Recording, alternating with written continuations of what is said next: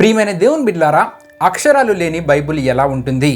ఒక సువార్తికుడు చెరసాలలో ఉన్న ఖైదీలకు సువార్త ప్రకటించాలని ఎంతో ఆసక్తి కలిగి చెరసాల దగ్గరికి వెళ్ళి ఒక ఖైదీకి పరిశుద్ధ గ్రంథమైన బైబిల్ని బహుకరించాడు. అయితే ఆ ఖైదీ విద్య లేని పామరుడు. అతడు ఆ లేఖనాల్ని చదవలేకపోయాడు. అప్పుడు ఆ ఖైదీ ఆ సువార్తికునితో, అయ్యా, ఈ బైబిల్ గ్రంథంలో రాయబడిన మాటలు నేను చదవలేకపోతూ ఉన్నాను, నాకు అక్షరాలు లేని బైబిల్ ఇవ్వండని ఎంతగానో వేడుకున్నాడు. అక్షరాలు లేని బైబిల్ ఏది, అతనికి నేను ఏమి ఇచ్చేదని ఆ సువార్తికుడు ఎంతగానో ఆలోచించాడు, ఎంతగానో ప్రయాసపడ్డాడు, ఆసక్తితో దేవుని దగ్గర ప్రార్థించాడు. మరుసటి వారము అక్షరాలు లేని బైబిల్ను తయారు చేసి ఆ ఖైదీకి ఆ సువార్తికుడు తీసుకుని వెళ్ళి ఇచ్చాడు. ఆ ఖైదీ ఆ అక్షరాలు లేని బైబిల్ తెరిచి చూసినప్పుడు ఆ ఖైదీకి కేవలం 4 కాగితాలు మాత్రమే ఆ అక్షరాలు లేని బైబిల్లో కనబడ్డాయి. ఆ కాగితములలో మొదటిది నలుపు రంగులో ఉంది. అప్పుడు ఆ సువార్తికుడు ఆ ఖైదీతో, ఈ నలుపు రంగు పాపానికి సాదృశ్యంగా ఉంది, మనము పాపము చేసినప్పుడు మన యొక్క మనస్సు కూడా ఈ విధంగానే నల్లబడిపోతుంది అని ఆ ఖైదీతో చెప్పాడు. రెండవది ఎరుపు రంగులో ఉంది. ఈ ఎరుపు రంగు కాగితము క్రీస్తు రక్తానికి సాదృశ్యంగా ఉంది.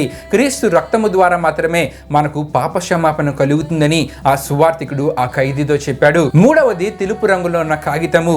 అప్పుడు ఆ సువార్తికుడు ఆ ఖైదీతో, ఎవరి పాపాలైతే క్షమించబడతాయో వారి మనస్సు ఈ విధంగా తెల్లనిదిగా పవిత్రంగా మారుతుంది, నిష్కలంకముగా కలంకము లేనిదిగా మారుతుంది అని చెప్పాడు. నాలుగవది సువర్ణ రంగులు గల కాగితము.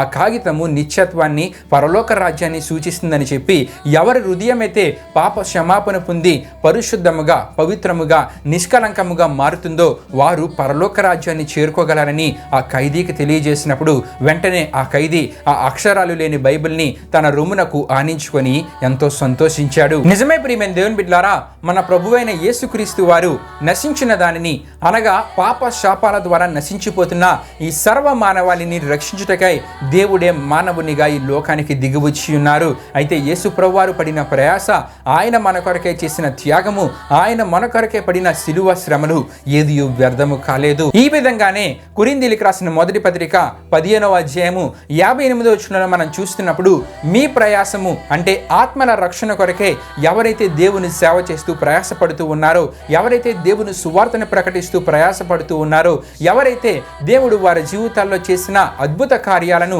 సాక్ష్యాల రూపంలో తెలియజేస్తూ ప్రయాసపడుతూ ఉన్నారో, వారి ప్రయాసము ప్రభువునందు వ్యర్థము కాదని ఎరిగి స్థిరులను, కదలని వారును ప్రభువు కార్యాభివృద్ధి యందు ఆసక్తులనై ఉండాలని దేవుని వాక్యం మనకు తెలియజేస్తుంది. కాబట్టి ప్రియమైన దేవుని బిడ్డలారా, ఆత్మల రక్షణ కొరకే మీరు పడుతున్న ప్రయాస వ్యర్థము కాదు. ఆమేన్.